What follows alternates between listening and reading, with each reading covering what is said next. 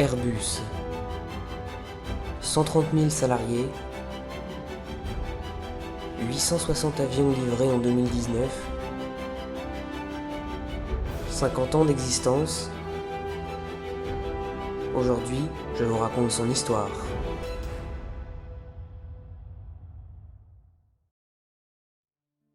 Après la Seconde Guerre mondiale, l'industrie aéronautique mondiale est dominée par les États-Unis. Les appareils militaires construits par les géants du secteur, Douglas, Boeing et Lockheed, sont convertis en des versions civiles commerciales comme le DC-6 ou le Constellation et connaissent un grand succès commercial. L'arrivée simultanée des turboréacteurs profite aussi aux trois géants et permet à Boeing de construire le Boeing 707 qui domine le marché aérien mondial.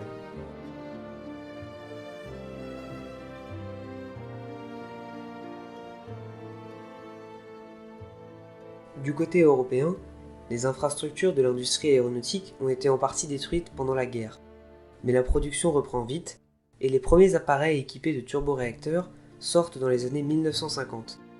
Parmi ces appareils, on a notamment la Caravelle de chez Sud Aviation, le Trident de Hawker Siddeley, le VC-10 de chez Vickers et le BAC-111 de la British Aerospace Corporation. Ils ne rencontrent cependant pas le même succès que leurs concurrents et se vendent beaucoup moins. À titre d'exemple, le modèle le plus vendu en Europe à cette époque est la Caravelle. Elle est produite à 260 exemplaires, tandis que le Boeing 707 est produit à plus de 1000 exemplaires.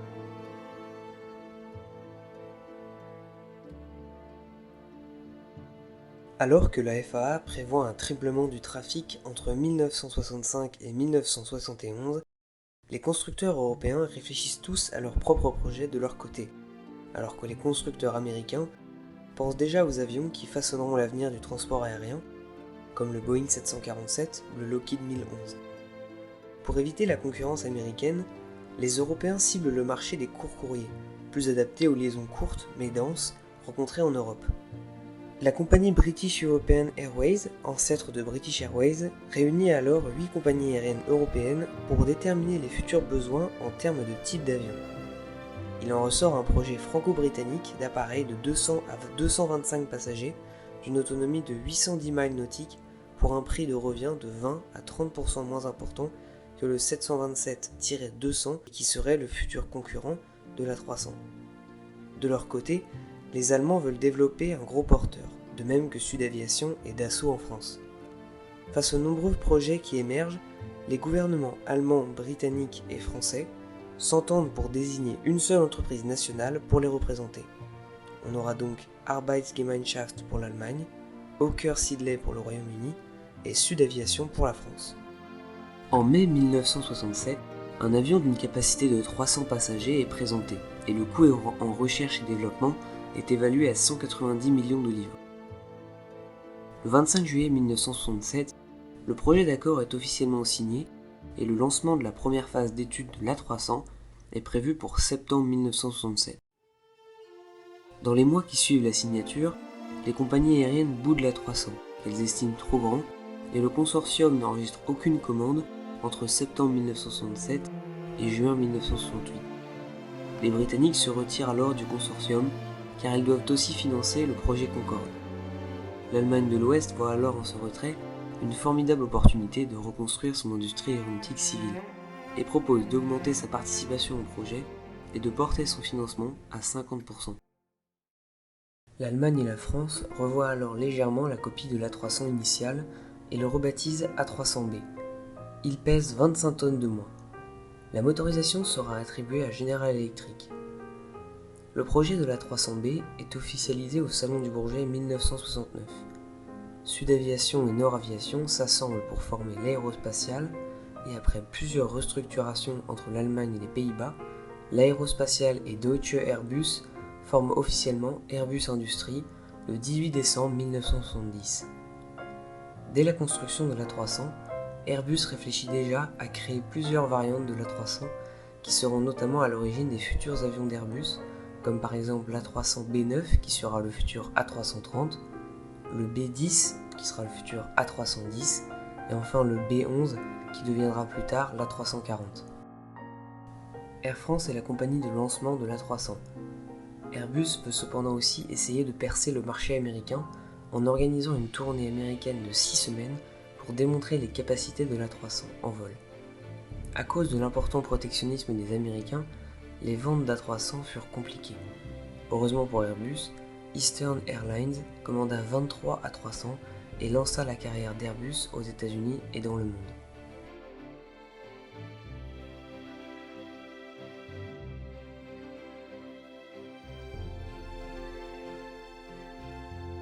À peine après le succès commercial que connaît désormais l'A300, Airbus se lance dans le développement de son successeur. Nous sommes en 1978. Le Royaume-Uni rejoint le consortium par l'intermédiaire de British Aerospace. Après de nombreuses concertations avec les compagnies clientes de l'A300, les caractéristiques de l'A310 sont affinées. Il sera moins long que son prédécesseur et moins gourmand en kérosène. L'A310 effectue son premier vol d'essai le 3 avril 1982 et sera livré un an plus tard à Lufthansa et Swissair. Des innovations technologiques de taille font leur apparition par le biais de l'A310. On a inventé les aérofreins, les spoilers et la gouverne de direction. On ajoute aussi des winglets en bout d'aile pour réduire la traînée et donc la consommation de carburant. Malgré toutes ces innovations, l'A310 rencontre un succès mitigé avec seulement 255 exemplaires vendus entre sa date de lancement et la fin des années 2000, date d'arrêt de sa production. Voyant que Boeing et Douglas répliquent de plus belle, avec respectivement le 737-200 et le DC-9, Airbus doit développer sans attendre un successeur à l'A310 capable de concurrencer Boeing et Douglas. C'est au Salon du Bourget 1981 qu'est officialisé le lancement du projet A320. Air France précommande 25 appareils et place une option sur 25 autres. L'A320 va se démarquer de son concurrent, le Boeing 737, en étant le premier avion civil au monde doté de commandes de vol électriques, ainsi que d'un cockpit doté d'écran. Sa structure est fabriquée en matériaux composites et son centre de gravité est modulable par déplacement de kérosène. Ces innovations lui font consommer moitié moins de carburant que le Boeing 737, ce qui explique les 80 précommandes de 5 compagnies dès son lancement en 1984. L'A320 fit son premier vol en février 1987 à Toulouse, et c'est Air France qui réceptionna le premier appareil en mars de la même année. Seul le crash de l'appareil à Absheim, lors d'un vol de présentation, remit en cause la fiabilité des calculateurs et de l'électronique à bord. Ce crash n'a cependant pas entaché la carrière de l'A320 quand on voit que plus de 15 000 appareils ont été commandés depuis son premier vol, faisant ainsi de l'A320 l'avion le plus vendu au monde devant le Boeing 737. Grâce à l'A320, Airbus devient maintenant un acteur majeur et devient incontournable sur la scène aéronautique internationale. Pour faciliter les démarches administratives d'Airbus, l'aérospatiale, DASA, donc l'Allemagne, CASA, l'Espagne, fusionnent pour former EADS et s'allient à British Aerospace System, pour former la société unifiée Airbus, détenue à 80% par EADS et 20% par British Aerospace. Airbus se lance maintenant dans le long courrier et commence le développement de l'A330 et de l'A340 en 1987. Le but est de concurrencer le Boeing 767 et le DC-10. L'A330 et l'A340 auront une voilure beaucoup plus grande, ce qui leur permettra d'atteindre une autonomie de plus de 10 000 km. Pour réduire les coûts, l'A330 et l'A340 sont développés en parallèle. Cela permet aussi aux compagnies de former plus rapidement les pilotes d'un Airbus à un autre. Le programme A330-A340 est officiellement dévoilé au Salon du Bourget 1987. L'A340 réalise son premier vol le 25 octobre 1991 et fut livré à Air France 2 ans plus tard. L'A330, quant à lui, effectue son premier vol le 2 novembre 1992. Air Inter en sera la compagnie de lancement et fut livré 2 ans après son premier vol. Au cours des années 1990, la gamme d'avions Airbus se diversifie encore avec l'étoffement de la famille A320, avec l'A319, l'A318, qui sont des versions raccourcies de l'A320, qui firent respectivement leur vol d'essai en 1995 et en 2002, et l'A321, une version rallongée de l'A320, qui effectua son premier vol en 1993. La diversité de la famille A320 est notamment utile pour convaincre les compagnies aériennes de grande taille, qui doivent adapter leurs besoins à chaque ligne en particulier. En 1995, Airbus lance officiellement le projet A3XX, qui sera rebaptisé A380. L'A380 est issu d'un projet dont l'origine remonte aux années 1980, lorsqu'Airbus envisage de s'attaquer au marché des très gros porteurs et de briser le monopole du Boeing 747. Les premiers éléments sont fabriqués au début de l'année 2002. L'A380 est présenté officiellement en janvier 2005 et il réalise son premier vol le 27 avril de la même année. Cependant, le programme prend beaucoup de retard à cause de problèmes logistiques dus à la complexité technique d'un tel avion. Au total, l'A380 prend 18 mois de retard et entraîne un énorme surcoût du programme, et le manque à gagner pour Airbus est évalué à 6,3 milliards d'euros. Ces difficultés industrielles révèlent des lacunes au sein d'Airbus et d'EADS, ainsi que des problèmes de communication entre les dirigeants et les différents sites de production. En 2003, Boeing annonce le lancement du programme 787, mais Airbus, alors empêtré dans les problèmes du projet A380, ne réagit que beaucoup plus tard, en 2006, en présentant l'A350.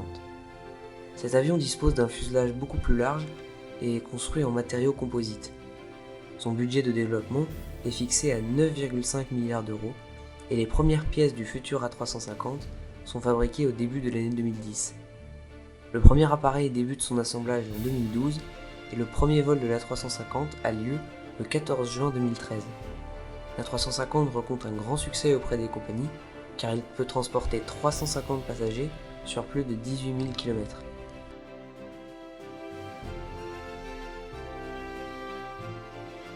Pour compléter l'offre de l'A350, une nouvelle version de l'A330, l'A330 Neo, est lancée en 2014 et effectuera son premier vol en octobre 2017 et a été commandée à ce jour à plus de 400 exemplaires.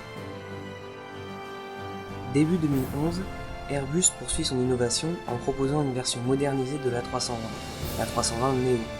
Il est équipé d'un nouveau moteur qu'on appelle le LEAP. Il consomme alors 20% de kérosène en moins. Son autonomie augmentée de 1000 km séduit les compagnies et l'A320 Neo enregistre plus de 1425 commandes en 2012 alors que son premier vol aura lieu 3 ans plus tard en 2015. Par la suite, Airbus développera aussi une version Neo de l'A321 et de l'A319 qui rencontra un vif succès auprès des compagnies grâce à leur rayon d'action fortement allongé. 2015 est aussi l'année où Airbus inaugure son premier site de production aux États-Unis, situé dans l'Alabama. Il permet à Airbus de se rapprocher de son marché et d'augmenter ses ventes potentielles. Le 14 octobre 2016, Airbus livre son 10 millième avion, un A350 destiné à la compagnie Singapore Airlines. Mais la consécration pour Airbus viendra en novembre 2017 lorsqu'elle réalise la plus grosse commande de l'histoire de l'aéronautique mondiale.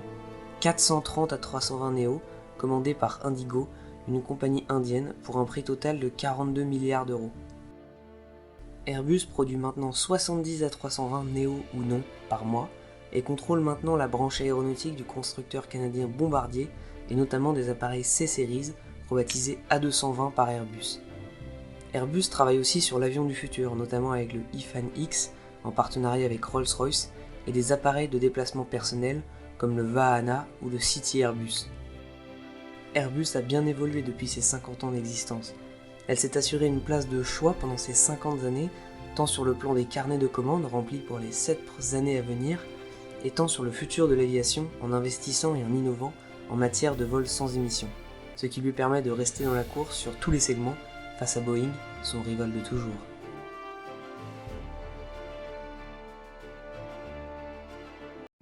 Ce documentaire sur Airbus touche maintenant à sa fin, j'espère qu'il vous aura intéressé. Si c'est le cas, abonnez-vous à la chaîne, laissez un pouce bleu et n'hésitez pas à poser vos questions dans les commentaires. Et moi je vous dis à bientôt pour une nouvelle vidéo.